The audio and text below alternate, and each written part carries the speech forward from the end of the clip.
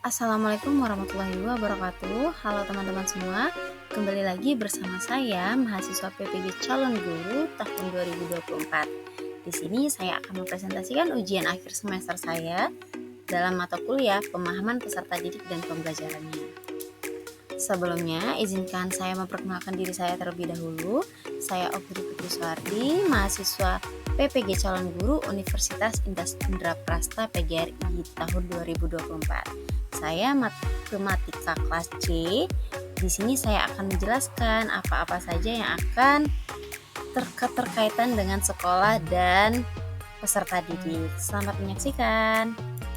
Oke, di sini yang pertama yaitu terdapat 2 soal, di mana yang pertama itu saya memilih salah satu asesmen yang telah saya terapkan di kelas ketika melakukan observasi di kegiatan PPL 1. Di mana di sini saya melakukan kegiatan PPL 1 itu di SMA Negeri 26 Jakarta. Nah, pada soal nomor 1 ini terdapat 2 soal. Yang pertama itu menuliskan pendapat saya mengenai pengalaman atau mengenai asesmen tersebut dengan menjelaskan kesesuaian asesmen dengan tahapan perkembangan peserta didik, aspek lingkungan budaya, dan kemampuan peserta didik. Untuk yang bagian B, menjelaskan bagaimana asesmen tersebut dapat memberi ruang bagi peserta didik dan memberikan umpan balik atas proses pembelajaran. Untuk yang kedua, untuk berdasarkan hasil kegiatan PPL 1 yang telah saya lakukan, di sini saya menguraikan apa saja kebutuhan peserta didiknya dan lingkungan belajar yang aman dan nyaman apakah terpenuhi ketika berlangsungnya proses pembelajaran di dalam kelas. Nah, dan bagaimana cara guru menciptakan lingkungan belajar yang aman dan nyaman sehingga proses pembelajaran berlangsung dapat membentuk karakter yang disiplin dan positif. Di sini pada saat kegiatan PPL 1 itu saya tepatnya di SMA Negeri 26 Jakarta dan kelas yang saya observasi yaitu kelas 11-4. Nah, di mana asesmen yang saya gunakan itu asesmen formatif, dan asesmen formatif ini telah diterapkan dengan menggunakan aplikasi Wordwall pada saat itu. Nah, pada aplikasi Wordwall ini materi yang saya ajarkan yaitu materi determinan matriks. Nah, menurut pendapat saya, asesmen formatif berupa pemberian latihan di aplikasi Wordwall ini pada materi determinan matriks sangat cocok dan efektif dari berbagai aspek. Yang pertama itu terdapat dari kesesuaian dengan tahapan perkembangan peserta didik.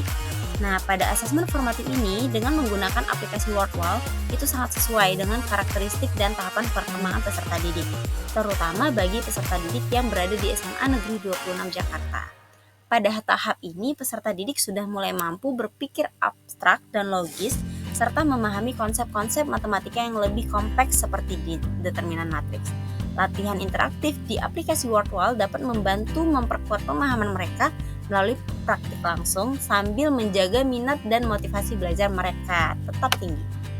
Selanjutnya untuk yang bagian yang kedua itu aspek lingkungan budaya, di mana pada aplikasi Wordwall ini memungkinkan pengajaran yang interaktif dan menarik yang dapat disesuaikan dengan berbagai konteks budaya. Penggunaan teknologi dalam pendidikan saat ini sudah semakin umum dan Wordwall dapat digunakan untuk menciptakan pengalaman belajar yang inklusif dan sesuai dengan latar belakang budaya peserta didik. Selanjutnya untuk kemampuan peserta didik. Nah, pada aplikasi Wordwall ini terdapat adanya fleksibilitas dalam pembuatan latihan yang memungkinkan guru atau pendidik untuk menyesuaikan tingkat kesulitan sesuai dengan kemampuan masing-masing peserta didik. Dengan demikian, peserta didik dengan berbagai tingkat kemampuan belajarnya itu bisa sesuai bagi mereka. Latihan yang lebih mudah dapat diberikan kepada peserta didik yang membutuhkan penguatan dasar, sementara latihan yang lebih menantang dapat diberikan kepada peserta didik yang sudah menguasai dasar-dasar dan membutuhkan tantangan lebih lanjut. Nah, pada asesmen formatif menggunakan aplikasi Wordwall itu dapat memberikan ruang bagi peserta didik untuk memberikan umpan balik pada pengerjaan asesmen formatif dengan cara peserta didik menyelesaikan persoalan matematika per soal yang diberikan dan diberi nilai pada per masing-masing soal tersebut, sehingga mereka merasa tertantang dan menyelesaikan soal-soal tersebut dengan teliti dan benar.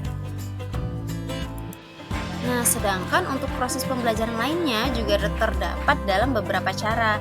di mana yang pertama itu terdapat interaksi langsung, seperti adanya latihan interaktif di mana peserta didik dapat langsung berinteraksi dengan materi melalui latihan yang diberikan.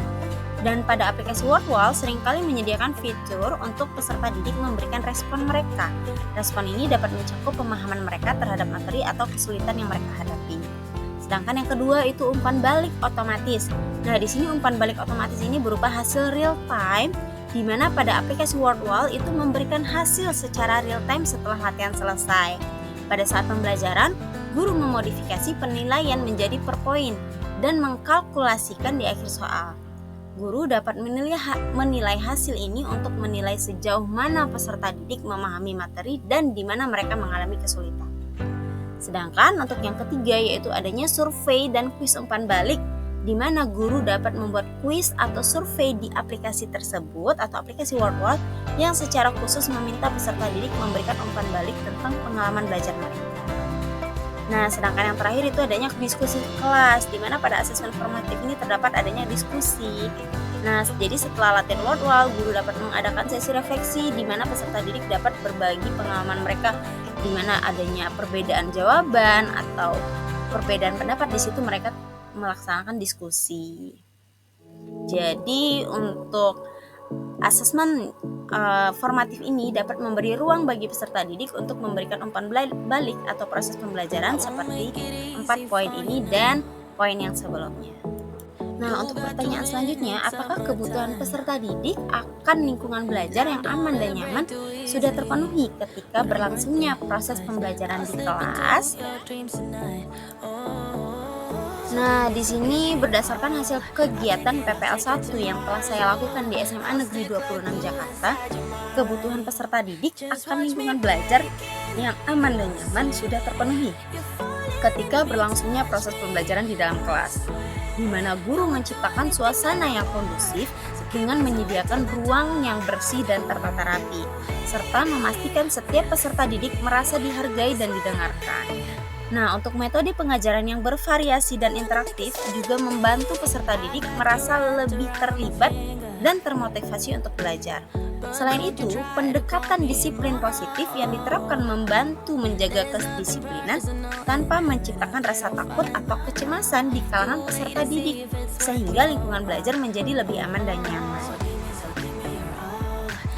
Lalu, bagaimana cara guru menciptakan lingkungan belajar yang aman dan nyaman ketika proses pembelajaran berlangsung, serta membentuk karakter disiplin positif? Nah, di sini cara kita membangun hubungan yang baik dengan peserta didik atau cara guru dalam menciptakan lingkungan belajar yang aman dan nyaman ketika proses pembelajaran berlangsung secara membentuk karakter disiplin positif ini pada peserta didik, yaitu dengan cara membangun hubungan yang baik dengan peserta didik melalui komunikasi yang terbuka dan penuh empati, seperti pada mulai pembelajaran kita menanyakan kesehatan mereka, menanyakan kabar mereka, atau menanyakan siapa yang tidak hadir, seperti itu.